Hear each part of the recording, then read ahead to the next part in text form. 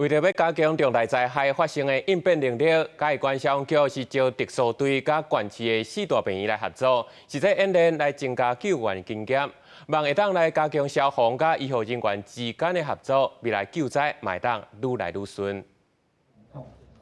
搜救队员运用声音的走水设备，将需要救援的对象救出来了后，医护人员连面来替伤者治疗。嘉义县特殊队运用科技的设备，配合嘉义4大病院的医师甲护理师，做伙举办救援的模拟演练。其实，在搜救现场我们需要借由这些仪器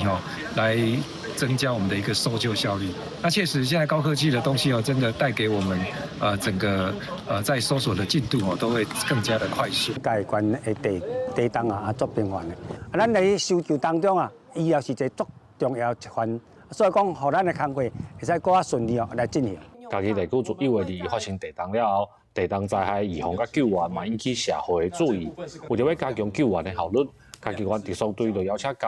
嘉义中间大拿主治甲嘉义阳明病院的医生甲护理师加入，要透过演习来增加合作的经验。有加入特搜组里面带来的最大不一样，就是我们患者在拯救的过程中可以加入一些医疗的思维，包含一些前置的处置，可以让患者救出了之后生存率更高，预后更好。嘉义县政府投入约2000万，伫2023年成立嘉义县特殊队，结合医护、土木技师甲消防人员，计共136人。嘉义县消防局表示，去年特殊队已经得到中型搜救队的资格，这回嘛加入消防署国际人道救援的认证，要来协助各种重大灾害救援。记者林慧婷，嘉义报道。